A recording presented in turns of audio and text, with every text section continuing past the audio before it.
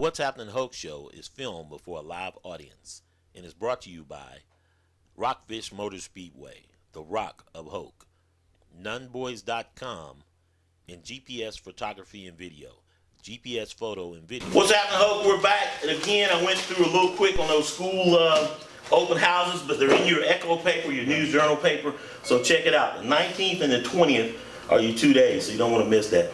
Elementary schools, middle schools, and high schools, it'll be right around the corner. Streaming now on the What's Happening Hoke YouTube channel, my interview with Coach Parrish from last night's scrimmage. And it is what it is. Second scrimmage is going to be on Friday. You're not going to want to miss it, and then it's game week. It is game week against Raz Archery. Yep. Or against New Hanover. New Hanover as Raz Archery. Let's go back to the scrimmage a little bit.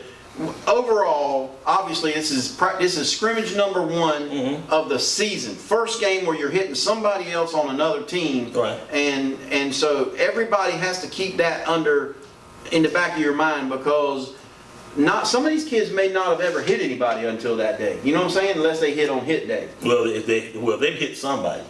Well, I don't know. On hit day, because else they wouldn't have been out there. Right. Yeah, that's true. But so, my point is, I don't want to be so hard on them, and I want to preface it by saying, I don't want it to sound like I'm being all down on the football team. I'm not. I'm a huge supporter of the football team. But we do have some things we need to work on. There were some positives in the game, and Coach Parrish spoke about that, and one of them was the defense. The defense was one of the positive atmospheres. With the exception of them over-pursuing. Over-pursuing. A couple arm tackles out there. If you were out there and you saw it, you saw a team that was anxious to play, anxious to hit someone else, but they were, they were moving too fast for their thoughts. Yep. And they were playing fast, which is good. Yeah. But normally in the instance where you got kids out there and they're playing slow, they don't know what they're doing, they don't know to play. Right.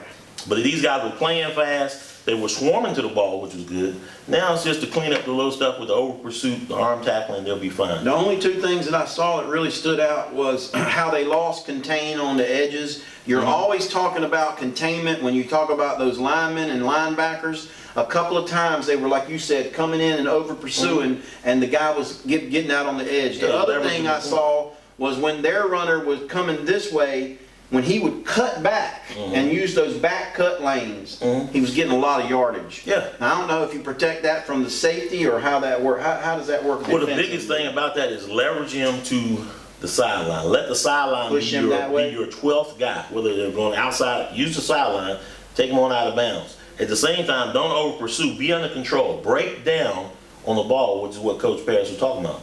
Now you got him contained. Now break down, make the tackle.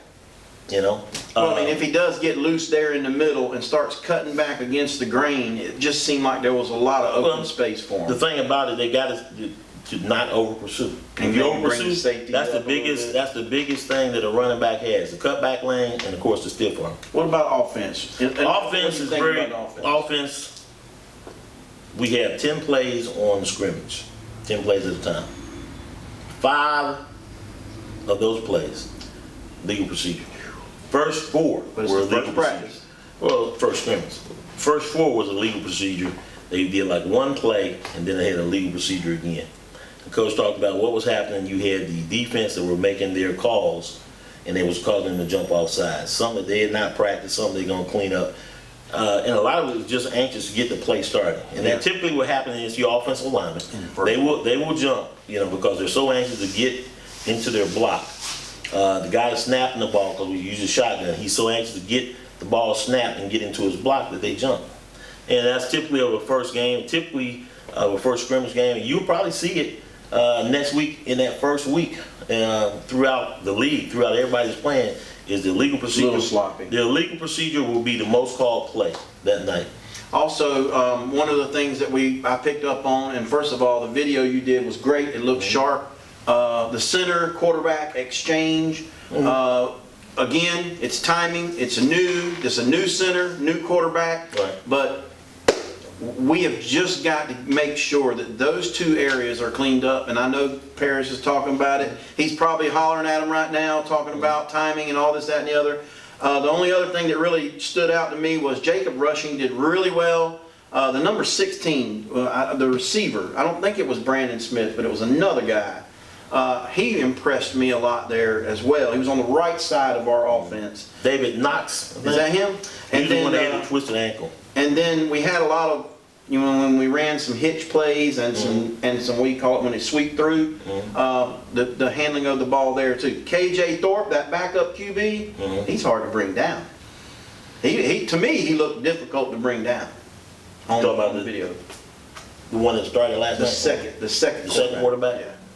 Pegues, well, he's gonna make his decision next Thursday. And the thing about it, yeah, he's a great runner, but I think he's a poor thrower. Yeah. And so no comment. You can't take plug and play. Take this one because he throws better than that one because he's a better runner. Who makes better decisions? It's a lot. Well, he talked about that last night too. You got to get the quarterback to be more assertive when he makes his decision, when he makes his call, when he makes his checks at the line, when he looks back to the coaches for that reassurance of the play. He's got to be the leader. Yep. And if I think you're doubting it, I'm like, wow, we about to get knocked out on this play because he's not confident enough. Yeah. And the other thing was Jacob Rushing seemed real good. I haven't seen anybody to step up into that. Well, Jacob Rushing looked good. Brandon Smith looked good. He scored a touchdown last night. We looked good on the offense overall for speed-wise. But it's still this thing of blocking and tackling and things like that. And because we don't have much depth, injuries, hopefully we won't have them. It's a long season. It's still early, and we just have to see how that goes. I do want to mention something about football. Soccer, because your favorite sport. John Walrath will be starting for the Appalachian State Mountaineers. He is a former Hoke County Buck playing D1 soccer for the ASU. Oh yeah, I played goalie for 4 years. Never played soccer. But anyway, it's a lot of running for 1 point. And I was the goalie. It's a lot of running for 1 point. And Earl Wolf is still in camp with the Eagles. We're knocking on wood and hoping that he can work his way back into the goodness of Chip Kelly. Well, bottom line, he's competing for a starting job. Yep. He's been on special teams and played a lot ins and outs in his system. And hey, he's there amongst a lot of people that have been cut. And so he's obviously bought into what the coach is saying. So looking for him to become a starter this year. Excited for him. Anything else sports-wise going on? Yep. Well, we got to roll into the Rock of Hoke. They're off this week. And again, let me give a shout out to Tyler Cushman. Okay. Tyler Cushman gave me this shirt. Cool. Took a lot of pictures there, so I couldn't wear it at the track because I don't want to seem biased, but I told him I would wear it on the show. So shout out to the 32K car, Tyler Cushman. Fast Eddie Daniels, 10 wins. Right. I mean, he just rolled. Jonathan Kroom was out there, the intimidator, and him and Eddie went back and forth during the heat, and that was something to watch. He would pass Eddie, Eddie would pass him, and then during the race, I mean, hey, you got to wonder if Jonathan Kroom has been out there all these previous weeks, where would we be? And of course, Billy Gomez Jr. as well, but Billy struggled this week. What was his fender came off the car. Okay. His car just didn't seem to be running well, and you could tell early that just wasn't Billy's night. He just didn't have it. I think he finished fourth. So he finished fourth, and he was battling to in third place spot with the 42 car. Michael McDonald. Michael McDonald's been running well towards the front. Michael McDonald has been running strong.